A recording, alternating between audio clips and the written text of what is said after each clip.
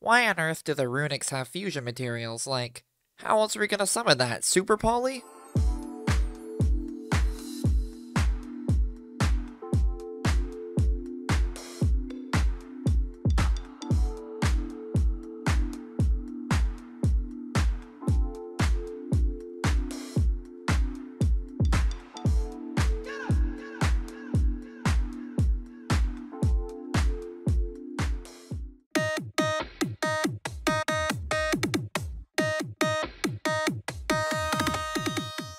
You should have known I couldn't help myself.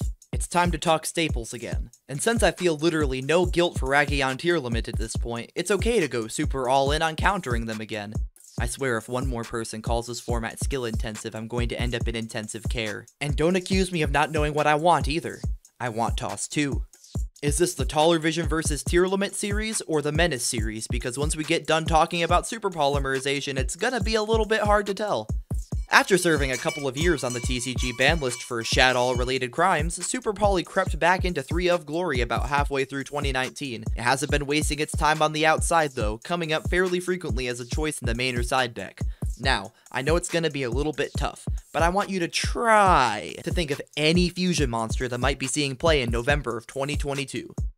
That's right, dual avid. But seriously, if the public ever had to hear professional Yu-Gi-Oh players commentating feat effect, trigger feat, summon feat at every event that I totally watch, I can just imagine how Twitch chat would react.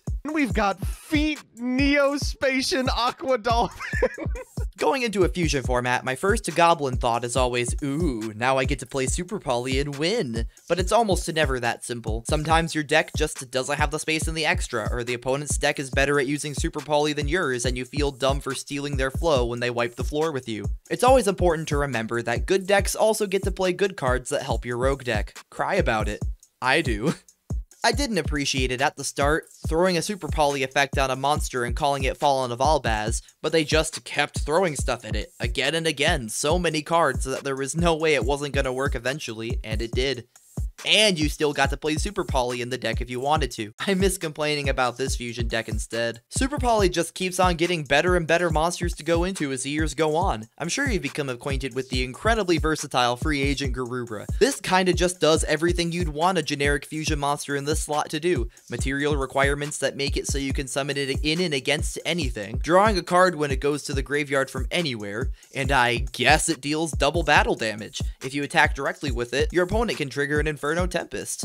Overall, the ranks including Garura, Muddragon, and Starving Venom seem like some of the best. Keeps the package concise and fairly standard across decks and ensures you won't be profiting based off the advantages of just Super Poly, but also of the cards you go into. The draw off Garura, making up for the Super Poly discard, is just so nice. And not being once per turn really does matter. So many times I've had the fodder in hand to dismantle the whole board and enable a heap of graveyard effects just with a pair of Super Polys. That sure is a lot of reward for my very skilled deck building. Can you tell that my zombie decks were carried? Actually, I haven't played zombie in a while, so if you think you have a base zombie list, feel free to share it with me.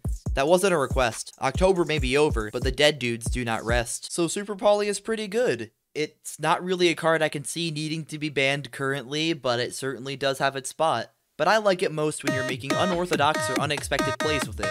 Here are some of my favorites. I was off my rocker back in the Hellcross era, and you could catch me using Super Poly on my opponent's fresh pair of tokens, going into a First of the Dragons, which can be a bit of a pain to get over, so I had a lot of fun with it. I'm sure there's a dozen better places to Super Poly in that combo, but I never did it myself, so it didn't exist. You gain infinite object impermanence once you drink some Florida water. There was a pretty decent variety of ways to hit Salamangreat with Super Poly as well. They even came built in with an archetypal fusion and a Super Poly of their own to go with it. I'm surprised it got dropped as quickly as it was, but it was doomed to happen eventually. That's what happens to cool cards as meta decks streamline. Well, I still think it's cool, since it can get big.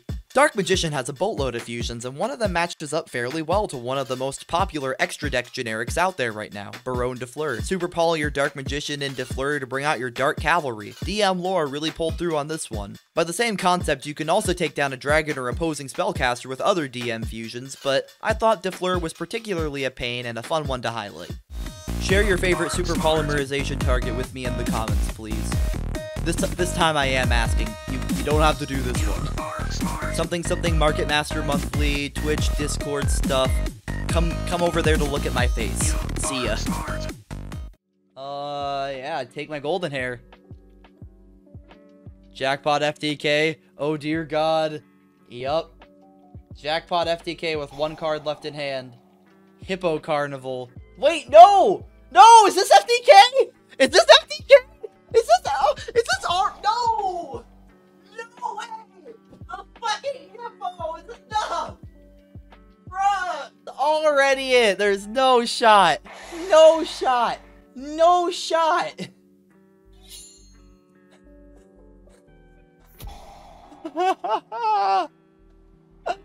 Okay.